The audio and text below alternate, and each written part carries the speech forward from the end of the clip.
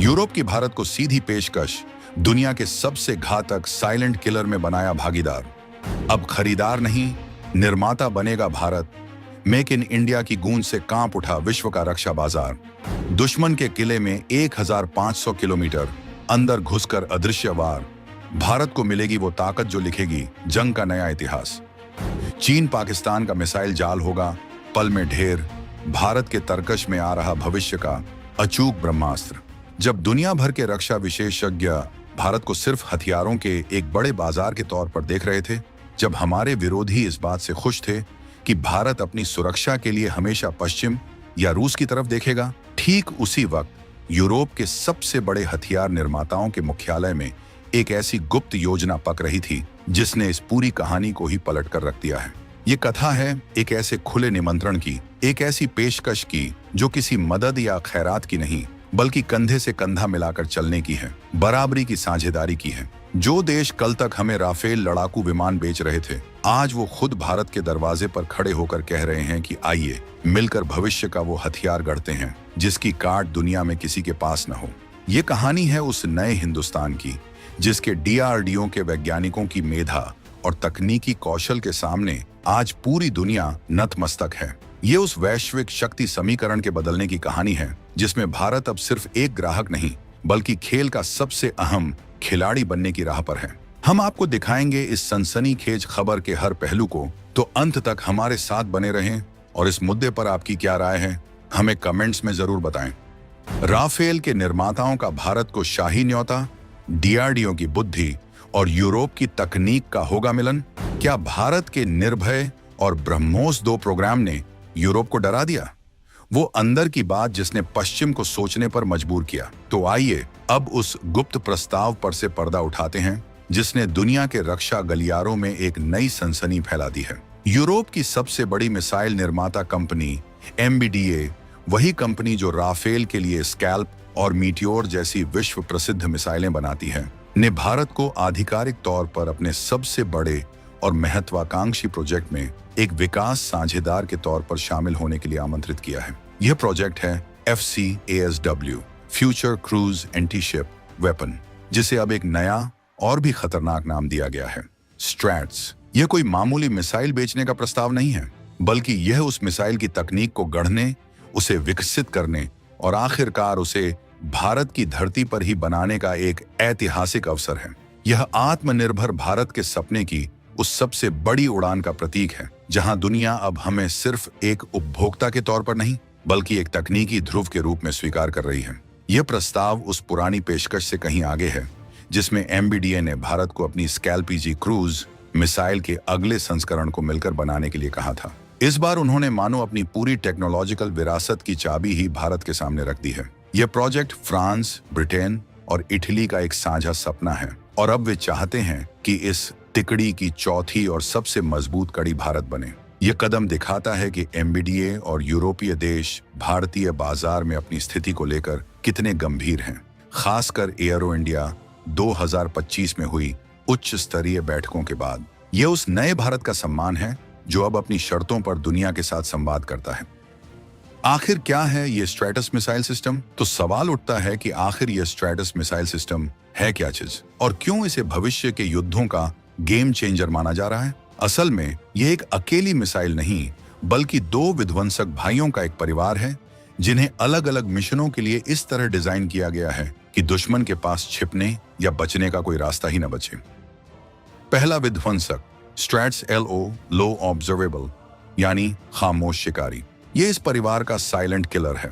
यह एक सबसोनिक, ध्वनि की गति से धीमी स्टील्थ क्रूज मिसाइल है। इसकी सबसे बड़ी ताकत है इसका रडार की पकड़ में न आना, यानी इसका अदृश्य हो जाना। यह दुश्मन के सबसे आधुनिक और चाक चौबंद एयर डिफेंस सिस्टम को छकमा देकर जमीन के समानांतर चुपचाप उड़ते हुए 1000 से 1500 किलोमीटर तक अंदर घुस सकती है और उसके सबसे महत्वपूर्ण ठिकानों जैसे कि कमांड एंड कंट्रोल सेंटर, परमाणु साइलो या रणनीतिक हवाई अड्डों को धूल में मिला सकती है। ये वो हथियार है जो युद्ध की घोषणा नहीं करता, बल्कि दुश्मन के युद्ध लड़ने की क्षमता को ही खत्म कर देता है।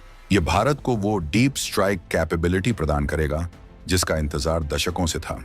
दूसरा विध्वंसक स्ट्रैटस RS रैपिड स्ट्राइक, यानी सागर का सिकंदर। अगर पहला वाला खामोश शिकारी है तो यह साक्षात आसमानी बिजली है। ये एक सुपरसोनिक, ध्वनि की गति से कई गुना तेज एंटीशिप मिसाइल है, जिसे खास तौर पर समंदर में तैरते दुश्मन के विशाल युद्धपोतों और एयरक्राफ्ट कैरियर्स को कब्रिस्तान बनाने के लिए डिजाइन किया गया है। इसकी रफ्तार इतनी भयानक होगी कि दुश्मन के वॉरशिप को हमले का पता चलने और जवाबी कार्रवाई करने के बीच का समय लगभग शून्य होगा। जब तक दुश्मन के सेंसर खतरे को भांपेंगे, तब तक यह सागर का सिकंदर उसके जहाज के कवच को भेद कर उसे समंदर की गोद में समा चुका होगा। एमबीडीए भारत को इन दोनों विध्वंसकों के विकास में भागीदार बनाना चाहता है। उनकी इच्छा है कि भारत का डीआरडीओ प्रोपल्शन इंजन और गाइडेंस सिस्टम में अपनी विश्व स्तरीय विशेषज्ञता को इस प्रोजेक्ट में शामिल करे। यह प्रस्ताव मेक इन इंडिया पहल के लिए किसी संजीवनी से कम नहीं है। यूरोप की अचानक मेहरबानी के पीछे का असली खेल। लेकिन अब कहानी के सबसे महत्वपूर्ण मोड़ पर आते हैं। यूरोप अचानक भारत पर इतना उदार क्यों हो गया? वो अपनी सबसे गोपनीय और उन्नत तकनीक भारत के साथ साझा करने के लिए क्यों तैयार है? क्या इसके पीछे सिर्फ दोस्ती और सहयोग की भावना है? बिल्कुल नहीं। इसके पीछे छिपा है भारत का खौफ और भारत की क्षमता। पहला कारण, डीआरडीओ का स्वदेशी डर। यूरोप और एमबीडीए इस हकीकत को बखूबी समझ चुके हैं कि मिसाइल तकनीक के मामले में भारत अब किसी का मोहताज नहीं है। हमने रूस के साथ मिलकर दुनिया की सबसे घातक सुपरसोनिक क्रूज मिसाइल ब्रह्मोस का निर्माण किया है। हम अपनी 1500 किलोमीटर मारक क्षमता वाली स्वदेशी स्टील्थ क्रूज मिसाइल निर्भय को सफलतापूर्वक विकसित कर चुके हैं। और जो बात यूरोप को सबसे ज्यादा परेशान कर रही है, वो है भारत का ब्रह्मोस 2 हाइपरसोनिक मिसाइल प्रोग्राम, जो ध्वनि की गति से 7 से 8 गुना तेज होगी।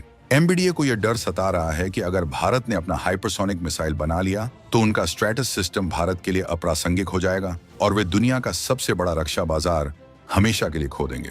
इसीलिए वे चाहते हैं कि भारत अपने स्वदेशी प्रोग्राम को धीमा करे और उनके साथ इस प्रोजेक्ट में शामिल हो जाए। यह एक सोची समझी रणनीतिक चाल है। दूसरा कारण, भारत की तकनीकी प्रतिभा का आकर्षण। यह सिर्फ डर का मामला नहीं, बल्कि लालच का भी है। डीआरडीओ ने कम लागत में जिस तरह के प्रभावी प्रोपल्शन और मिसाइल गाइडेंस सिस्टम विकसित किए हैं, उसने दुनिया को हैरान कर दिया है।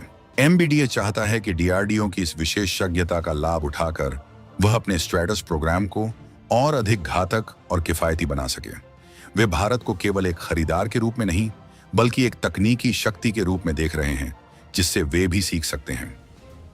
तीसरा कारण, खरबों डॉलर का गणित। यह बात जगजाहिर है कि भारत दुनिया के शीर्ष रक्षा आयातक देशों में से एक है।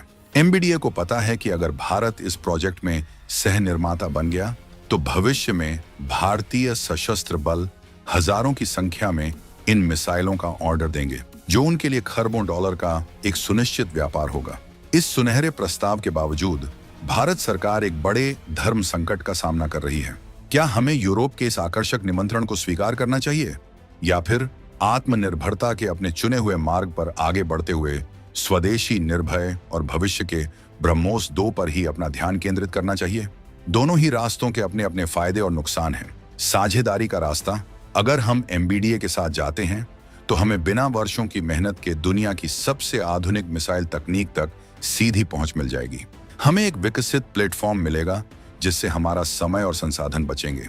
लेकिन इसका खतरा यह है कि हमारे अपने स्वदेशी कार्यक्रम, विशेष रूप से निर्भय का भविष्य और हमारा हाइपरसोनिक सपना ठंडे बस्ते में जा सकता है।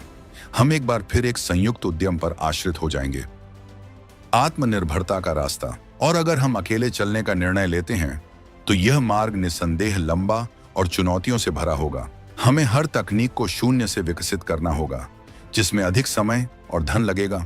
लेकिन इसका सबसे बड़ा लाभ यह होगा कि जो हथियार बनेगा वह 100% भारतीय होगा। उसकी तकनीक, उसका डिजाइन, उसका हर एक nut bolt made in India होगा। यह सच्ची आत्मनिर्भरता की परिभाषा होगी। भारत सरकार इसी कशमकश में है और उसे रक्षा अधिग्रहण प्रक्रिया, डिफेंस एक्विजिशन प्रोसीजर के कड़े नियमों का भी पालन करना है। यह फैसला जो भी होगा वह भारत के अगले 50 वर्षों की रक्षा रणनीति की दिशा तय करेगा। कहानी में नया मोड़, पेरिस एयर शो का समझौता। लेकिन इस पूरी कहानी में एक और पेंच है जिसने रक्षा विश्लेषकों के माथे पर भी चिंता की लकीरें खींच दी हैं।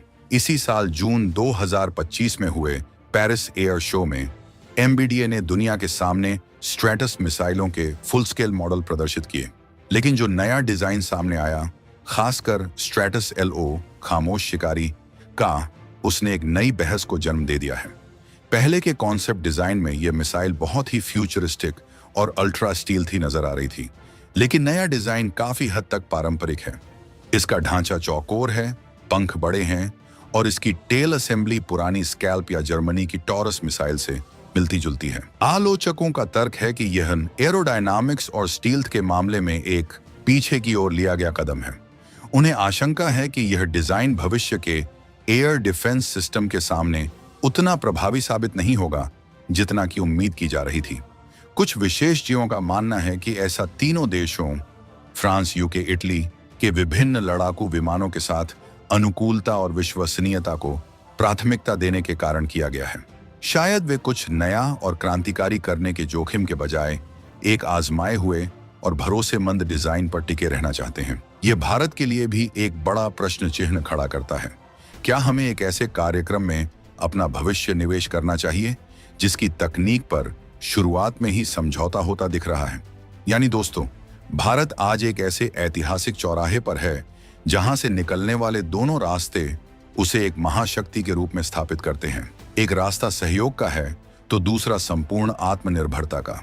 MBDA का यह प्रस्ताव इस बात का सबसे बड़ा प्रमाण है कि विश्व पटल पर भारत का कद अब इतना बढ़ चुका है कि दुनिया की सबसे बड़ी शक्तियां उसके साथ मिलकर काम करना चाहती हैं। अब फैसला हमें करना है कि हम दूसरों के साथ मिलकर तेजी से शिखर पर पहुंचना चाहते हैं या फिर अकेले चलकर अपना एक नया शिखर बनाना चाहते हैं।